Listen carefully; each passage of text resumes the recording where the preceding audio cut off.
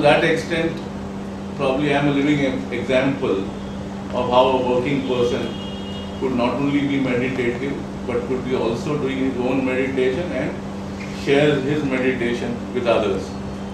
So this sets a certain background very clearly that one doesn't have to dissociate meditation from life. Because what is the use of meditation if it is a drawing room situation? It is of no benefit because you can't really get drawing room situations in life. So meditation, if is worthy of all that is talked about it becomes useful to the human only if it is integrated with the rough and tumble of life. And that is what has happened to me. Mr. Mogre has set about the tone of this morning's workshop in his very brief speech, when he said so beautifully that you come alone, you go alone, you come unacquired with worldly things, and you acquire them only to leave and carry on your journey further. Even if this visual can haunt you daily thrice, I think you will make the edifice of your life splendid and beautiful. This can be your guru, this can be your catchword, this can be your Gita, this can be your Bible.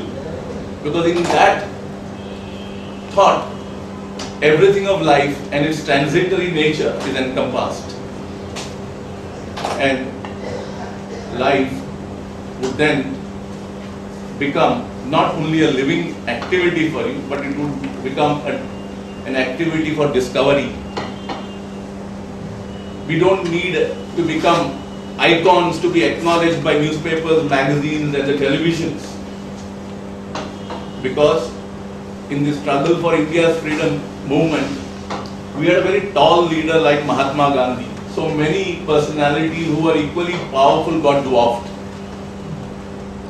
That doesn't mean to say that their role was in any way inferior or of less value. Similarly, each life of ours is very valuable, not only to yourself, to your immediate family, to the society in which you dwell, to the country in which you live, but to the world in itself. We need to understand all these things very deeply. Then only life would become meaningful. Otherwise, you would require props of promotion, recognition, awards, rewards, what have you.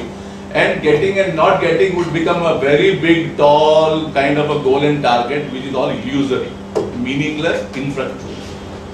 So we need to dive very deep into the mine of our soul and discover the pearls, the diamonds, the gems that are all lying encrusted in us.